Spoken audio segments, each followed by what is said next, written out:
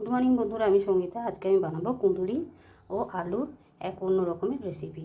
কুঁদুরি তো অনেক রকমভাবে খেয়েছো, আজ আমি যেভাবে বানাবো তোমরা সেভাবে একবার বানিয়ে খেয়ে দেখবে। একদম অন্য রকম কুঁদুরির তরকারি, কুঁদুরি ভাজা নানাভাবে খেয়েছো, আজ আমি যেভাবে বানাবো সেইভাবে তোমরা একবার বানিয়ে খেয়ে দেখবে।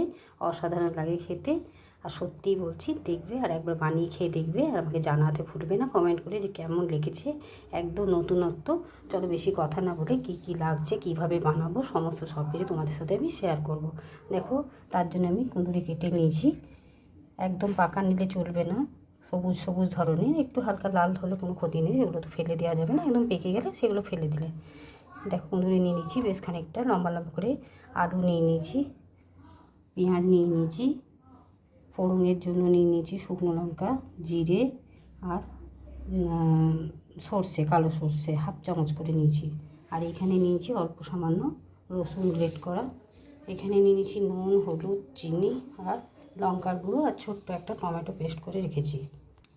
দেখো বন্ধুরা, কড়াই আমি তেল দিয়ে দিয়েছি গরম হতে, সামান্য পরিমাণে হলুদ দিয়েছি যাতে তেলটা গায়ে ছিটে না আসে।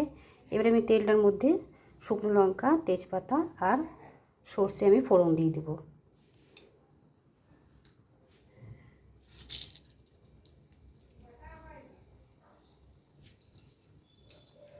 এবার ফোড়নটাকে আমি একটু খুব ভালো মতো একটু ভেজে নেব, যতক্ষণ একটু কাঁচা গন্ধটা চলে যায় ততক্ষণ আমি একটু ভেজে নেব। দেখো বন্ধুরা, হালকাভাবে ভাজা হয়েছে, আরও একটু ভেজে নেব। যে জিরে আর সর্ষের যে একটা গন্ধ থাকে, সে গন্ধটা ওঠা অবধি অপেক্ষা করব, আরও একটু ভেজে নেব। আর আমি সর্ষের তেলে রান্নাটা করছি, তোমরা চাইলে সাদা তেলেও করতে পারো। এরপর দিয়ে দিলাম কড়াইয়ে আলু, যে আলুটা কেটে রেখেছিলাম। আমি একটা বড় সাইজের আলু কেটে দিয়েছি, আর 250 মতন কুঁদরি নিয়ে নিয়েছি। তোমরা কী বলো অতি অবশ্যই জানাবে। আমরা কুঁদুরিও বলি, কুঁদুরিও বলি, তোমরা কী বলো সেটা আমাকে অতি অবশ্যই জানাবে। কী নামে কুঁদুরি না কুঁদুরি কী বলো সেটা অতি অবশ্যই জানাতে ভুলবে না। এবারে আমি আলুটার সাথে ভেজে নেব। দেখো বন্ধুরা, রসুনটা দিতে ভুলে গেছিলাম, তাই আমি রসুনটা দিয়ে দিলাম। একটু আলুটাকে সরিয়ে একটু ভেজে নেব। তোমরা চাইলে কুচি করেও দিতে পারো বা গ্রেট করেও দিতে পারো। রসুনটা আমি একটু হালকা ভেজে নেব, তারপর আলুর সাথে আবার মিশিয়ে নেব। দেখো বন্ধুরা, রসুনটাও ভালো মতন আলুর সাথে ভেজে নিলাম। দিয়ে দিলাম বেশ খানিকটা পেঁয়াজ। এবার পেঁয়াজটাকে আমি আলুটার সাথে কিছুক্ষণ ভেজে নেব। বেশ কিছুক্ষণ আলুটার সাথে পেঁয়াজটা ভেজে নেব। দেখো বন্ধুরা, ঢাকা দিয়ে আমি হালকাভাবে দেখো ভেজে নিয়েছি, হালকা ব্রাউন কালার চলে এসছে, আলুটাও কিছুটা সেদ্ধ হয়ে গেছে। দেখো, এবারে আমি দিয়ে দেবো কেটে রাখা কুঁদুরি বা কুঁদরি, যা বলবে তোমরা। এবারে সমস্ত উপকরণ একসাথে আমি কিছুক্ষণ ঢাকা দিয়ে এইভাবে আলুর মতন নেড়ে চেড়ে ঢাকা দিয়ে একটু ভেজে নেব। তারপর বাকি উপকরণগুলো সব দেবো। দেখো বন্ধুরা, ঢাকা দিয়ে আমি কয়েকবার নেড়ে চেড়ে নিয়েছি। এখনও বেশ কয়েকবার নেড়ে চেড়ে নিতে হবে যতক্ষণ না কুঁদরি আর আলুটা ভালো মতন সেদ্ধ হয়ে যায়। এবারে আমি দিয়ে দেবো নুন, হলুদ, লঙ্কার গুঁড়ো, সামান্য পরিমাণে চিনি। এবারে এই সমস্ত উপকরণগুলো দিয়ে আমি নেড়ে চেড়ে নেবো ঢাকা দিয়ে।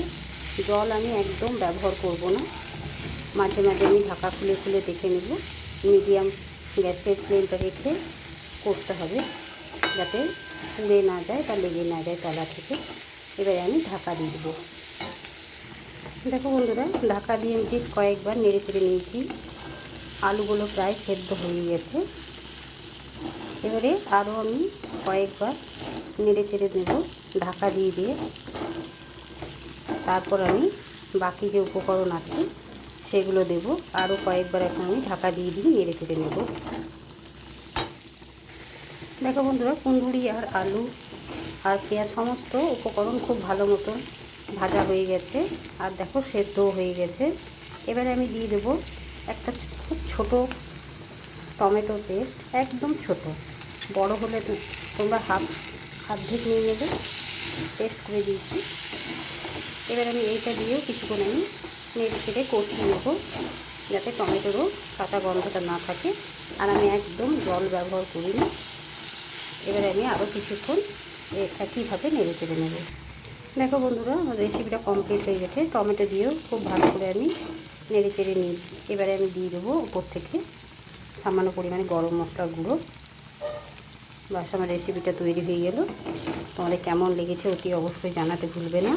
ভালো যদি লেগে থাকে তাহলে লাইক, শেয়ার এবং চ্যানেলটিকে সাবস্ক্রাইব করে দেবে। আর কমেন্ট করে জানাবে কেমন লেগেছে রেসিপিটা। আর বাড়িতে একবার হলেও খেয়ে দেখবে। তোমাদের কাছে অনুরোধ রইল। রুটির সাথে দারুণ লাগে খেতে, ভাতের সাথেও ভালো লাগে। এবারে আমি অন্য একটা জায়গায় ঢেলে নেব, তারপর তোমাদের কাছে আবার ফিরে আসবো। দেখো বন্ধুরা, কুঁদরি আর আলু দিয়ে যে রেসিপিটা আমি তৈরি করলাম, দেখো আমার সম্পূর্ণ তৈরি হয়ে গেছে। তোমাদের কেমন লেগেছে অতি অবশ্যই কমেন্ট করে জানাবে।